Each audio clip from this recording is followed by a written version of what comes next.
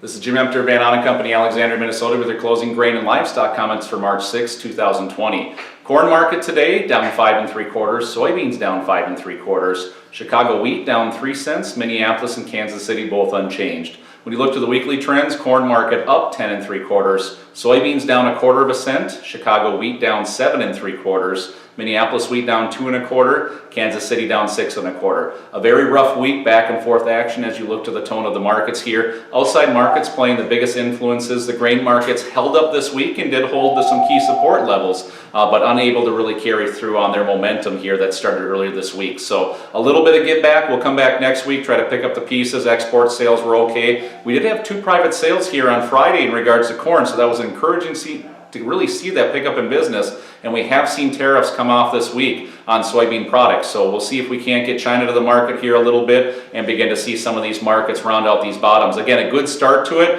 but a little bit of a negative finish to the week will leave traders somewhat suspect here as they start out next week at the very least. Feeder cattle down $2.92 to nearly $3.60. Live cattle down $2.90. Hog market up 55 when you look to the weekly trends. Feeder cattle down 57.5, live cattle down 182.5, and the hog market up 365. 113 live trade really kind of summarized there.